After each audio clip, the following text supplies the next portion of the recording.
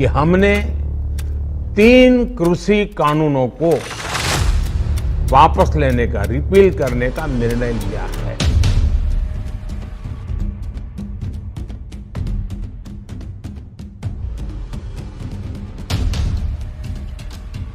किसान आंदोलन समाप्त होने के बाद से जिले में भाकियू का रुतबा कम हुआ है।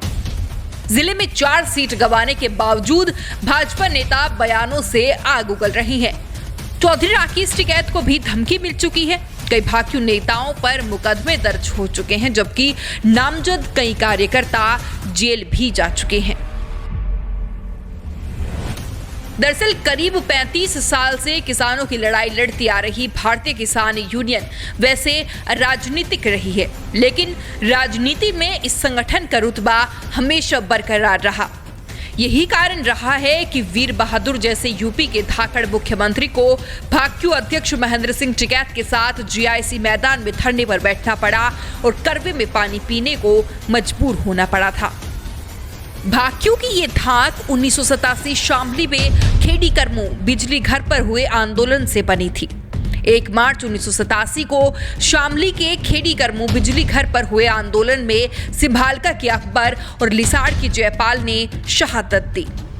तब से किसानों के हक के लिए लड़ने वाला ये संगठन सांप्रदायिक एकता की मिसाल बना।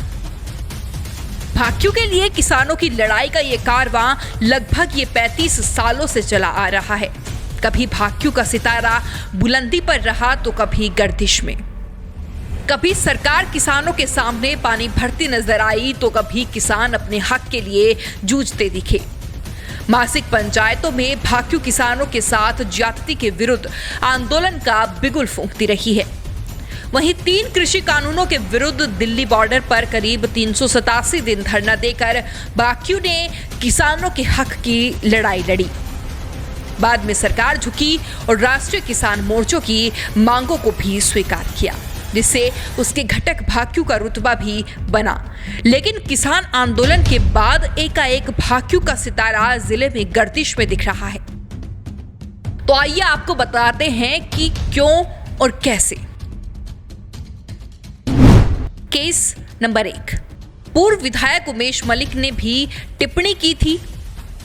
विधानसभा चुनाव में हार के बाद 20 मार्च को पूर्व विधायक उमेश मलिक ने बुढ़ाना में एक पंचायत बुलाई थी, जिसमें उन्होंने भाकियू का नाम लिए बगैर खुले तौर से हरी टोपी वालों को चेतावनी दे दी थी।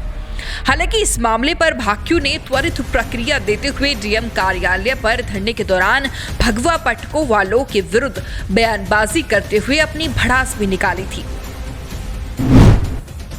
केस नंबर 2, राकेश टिकैत को मिली थी फोन पर धमकी।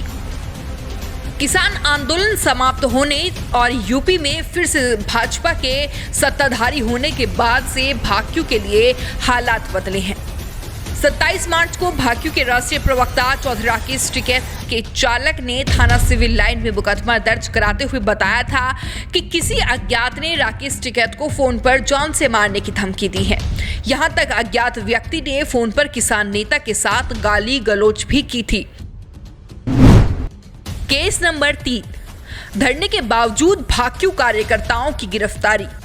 28 मार्च की रात झगड़े के बाद भाकियू कार्यकर्ता जिला अस्पताल की इमरजेंसी पहुंचकर मेडिकल कराने आए कुछ लोगों को पुलिस लेकर चली गई, लेकिन बाद में पुलिस ने अस्पताल में तोड़फोड़ का आरोप लगाते हुए भाकियू कार्यकर्ताओं को ही गिरफ्तार कर लिया था।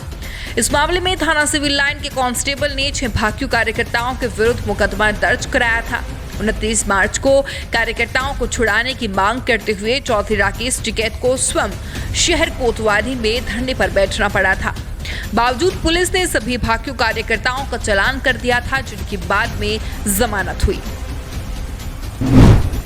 केस नंबर 4, भाकियू जिला उपाध्यक्ष पर रंगदारी का मुकदमा। नर्सिंग होम में बच्चा बदलने को लेकर शुरू हुए विवाद के बाद बच्चे की आई डीएनए रिपोर्ट से मामले में गर्माहट आ गई थी। बाल रोग विशेषज्ञ डॉक्टर अजय पवार ने थाना सिविल लाइन में इस मामले में मुकदमा दर्ज कराते हुए आरोप लगाया था कि उनके क्लिनिक पर भाकियू कार्यकर्ताओं ने धरना प्रदर्शन किया था। आरोप लगाया था कि धरना समाप्त करने के एवज में भाकियू जिला उपाध्यक्ष विकास शर्मा ने 2.5 लाख रुपए की मांग की थी, जिस पर पुलिस ने भाकियू जिला उपाध्यक्ष सहित कई दर्जन अज्ञात कार्यकर्ताओं पर मुकदमा दर्ज किया।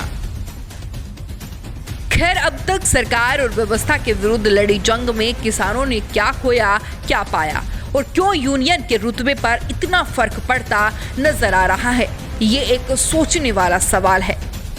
Bureau report, news 80 desk.